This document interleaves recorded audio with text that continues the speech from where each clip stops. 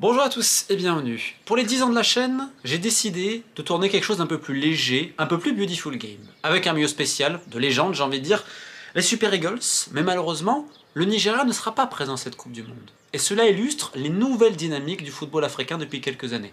Parce qu'on a également un gros morceau du continent qui n'est pas à ce rendez-vous, c'est évidemment le Cameroun qui, si je ne m'abuse, est l'équipe avec le plus de participation au mondial. Parce que l'histoire entre l'Afrique et la Coupe du Monde, elle n'a pas toujours été évidente. On s'est notamment plaint sur le continent du peu de place réservée à l'Afrique. Alors évidemment ça a changé, aujourd'hui il y en a 10 avec l'élargissement de la compétition à 48 nations, mais ce n'a pas été toujours le cas. Pour retrouver trace d'une nation africaine en Coupe du Monde, faut remonter en 1934. À l'époque, c'était l'Égypte qui avait réussi pareil l'exploit.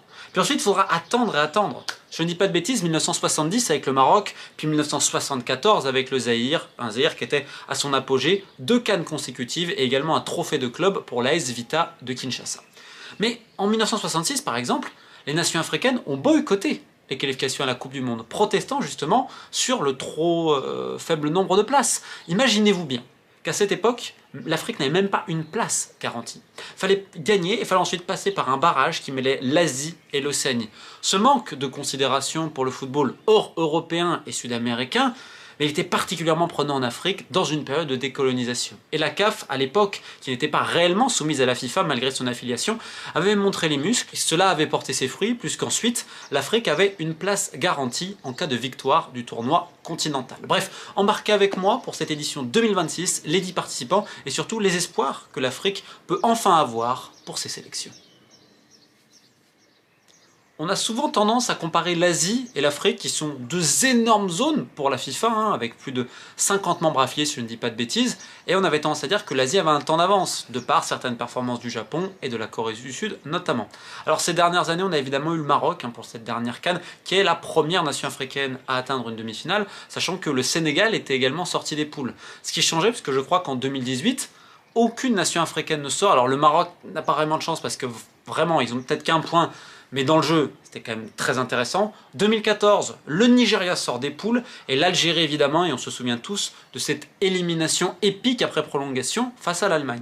Mais indépendamment de quelques bonnes performances, parfois d'un style de jeu intéressant, on reste un peu sur notre faim sur un aspect global. En fait, c'était beaucoup de promesses. On peut penser au Ghana, ce grand Ghana, vous vous rappelez, Apia, Muntari, Essien notamment au milieu de terrain. Il y avait Kufour derrière, mais après il a été remplacé par Mensah de Rennes, le jeune Asamoah Gyan qui était devant, Richard Kingston au cage. Bref, ça, c'est 2006, si je ne dis pas de bêtises, en Allemagne. Ils ont un groupe très dur, mais ils ont peut-être l'un des meilleurs milieux de terrain du monde. Ils arrivent à sortir des poules. Alors, ils avaient un groupe avec la République tchèque, l'Italie et les États-Unis, je le fais de tête. Mais ensuite, ils vont s'incliner face au Brésil, parce que peut-être en défense, avec plus quelques absents, c'était un peu compliqué. Mais il y avait du jeu. Donc on a eu ça, on a eu les déceptions évidemment de la Côte d'Ivoire, on se disait il y a une super génération. Et souvent, malheureusement, ça ne passait pas. Pareil un petit peu pour le Sénégal et d'autres équipes. Alors bien sûr, souvent en fait on est régulier. Prenez la Tunisie, on a l'impression qu'à chaque compétition, elle est là, elle va souvent réussir à gagner un match, prendre peut-être un point, mais elle ne va jamais sortir de cette phase de poule. Là évidemment ce sera différent avec des groupes de qualité très inégales et surtout la possibilité également de terminer parmi les meilleurs troisièmes. D'où cet espoir. Est-ce que pour une fois, on pourra avoir 3, voire 4, voire pourquoi pas 5 équipes africaines capables de sortir des poules? Et on va être très honnête, si tel n'est pas le cas, ce serait un échec parce que si on prend sur les 10 meilleures nations africaines et les 9 meilleures nations asiatiques, si on prend vraiment ce ratio-là, aujourd'hui on peut clairement le dire que l'Afrique est au-dessus, parce qu'on a aujourd'hui des équipes comme l'Arabie Saoudite ou le Qatar. Le Qatar, par exemple, c'est une génération qui a peut-être fait son temps. L'Arabie Saoudite, il y a un manque justement de génération, et il y a un problème plus structurel. On a l'impression qu'aujourd'hui, dans le niveau, on va dire, dans le bon niveau des nations, entre l'Afrique et l'Asie, je ne parle pas des top, je parle, on va dire, le bon. Prenez la Tunisie, prenez l'Égypte, qui n'a peut-être pas sa superbe qu'elle avait auparavant, prenez le Ghana, etc. Aujourd'hui, il y a des espoirs un peu plus légitimes que certaines nations asiatiques. Pour suivre assidûment le football africain, il y en a deux. Il y a celui de l'élite, qui s'est réellement amélioré. Aujourd'hui, le Maroc est devenu une référence internationale, déjà structurée, mais également sur son projet complet lié au football. Les jeunes, Coupe du Monde du vin. Les féminines, évidemment les A. C'est une politique qui a été établie depuis des années et des années. Vous prenez le Sénégal, qui est en train de faire une razzia continentale, ça ne concerne pas simplement l'équipe A, mais également les jeunes. Et regardez combien de joueurs issus de la formation sénégalaise sont capables aujourd'hui de briller dans les plus grands clubs du monde. Combien de jeunes Marocains issus de l'Académie royale ont réussi à obtenir un contrat professionnel derrière. Puis on peut me prendre d'autres pays. Regardez en Algérie par exemple, le Paradou et d'autres équipes ont réussi à produire des joueurs qui aujourd'hui composent une partie de l'équipe nationale algérienne. Je pourrais également mentionner quelques clubs formateurs en Côte d'Ivoire, et même un certain renouveau au Cameroun, qui pendant un moment avait délaissé un peu sa formation, et qui là de nouveau est en train de former d'excellents joueurs pour l'avenir. Sauf qu'en fait, la formation, elle est un peu oubliée en Afrique, parce que l'idée c'est de dire on va récupérer des binationaux.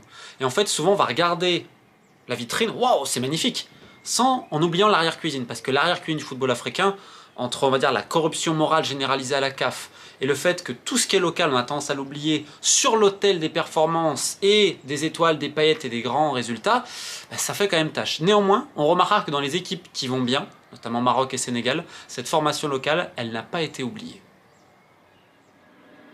Et ce paradoxe, il se reflète aussi chez certains participants. Prenez la République démocratique du Congo, qui va appeler énormément de binationaux, avec extrêmement peu de joueurs au final formés en République démocratique du Congo, et même je crois aucun joueur local. Que dire également de la Tunisie, où la formation locale n'est plus ce qu'elle est, elle n'est pas à son apogée comme elle a pu l'être. Et au contraire, on a même des choix très politiques, clientélistes, c'est-à-dire que la fédération va distiller certaines sélections selon les clubs influents au comité exécutif pour que ces clubs récupèrent des indemnités de la FIFA. C'est-à-dire qu'on n'est absolument pas dans un choix sportif, mais dans un choix politique et de business. Et c'est ça malheureusement la dualité du football africain. On a ce côté très haut niveau. Prenez par exemple le Sénégal. On va énormément complimenter ce qui se passe sur le terrain. On rappelle quand même que les dernières élections sont entachées de graves achats de votes et autres manipulations. Donc c'est pour ça qu'il faut toujours reprendre cette dualité. Mais pour rester sur le terrain, on a un football qui a énormément progressé. Il suffit de voir le niveau général des CAN et même globalement dans les matchs amicaux où on se rend compte que l'Afrique aujourd'hui peut globalement rivaliser avec n'importe qui, des nations sud-américaines aux européennes. Ce qui est très intéressant, c'est qu'on se rend compte qu'il n'y a pas qu'un seul football africain. Prenez par exemple l'Égypte, c'est toujours les joueurs locaux, le championnat.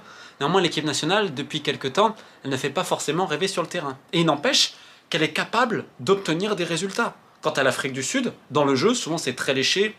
Ils ont un excellent gardien, énormément de joueurs encore qui évoluent dans le championnat local, qui gardent une certaine puissance financière. Néanmoins, des fois, ça manque de tranchant, ça manque de tuant, notamment devant les buts.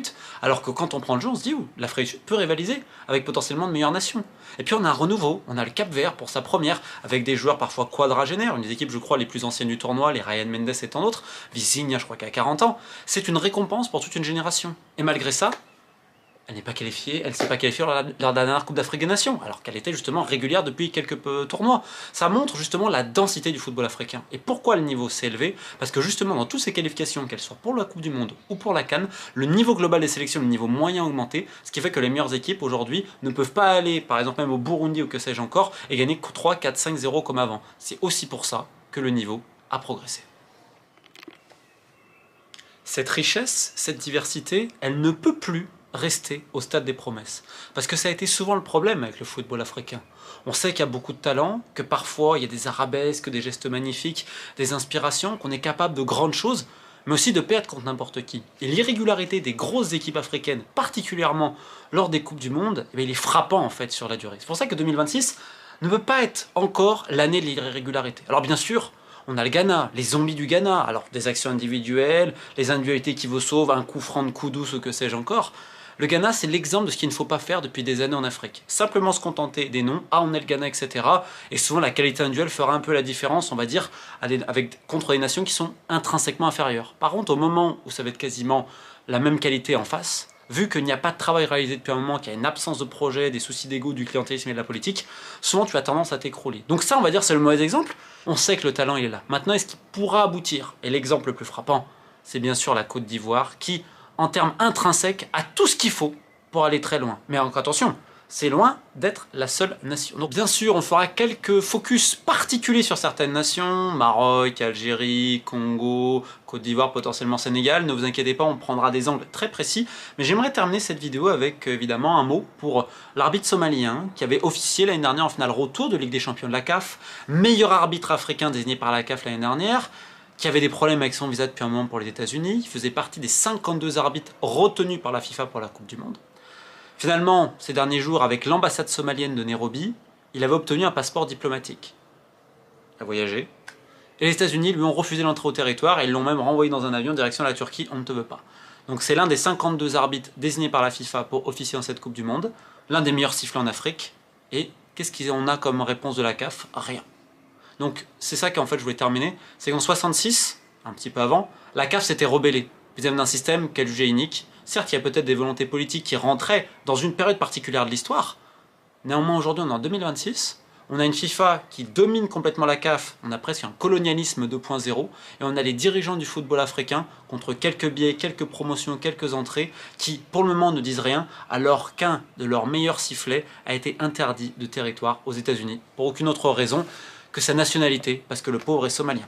Bref, j'espère que ça vous permet d'y voir un petit peu plus clair. Et pour ceux qui veulent en savoir plus sur le foot africain, je rappelle que dans mon dernier ouvrage, l'autre Coupe du Monde de l'oubli au paradis, on suit justement toutes les qualifications en Afrique et ailleurs. Donc n'hésitez pas, librairie Amazon, Fnac. Merci à tous, à demain, équipe de Faith.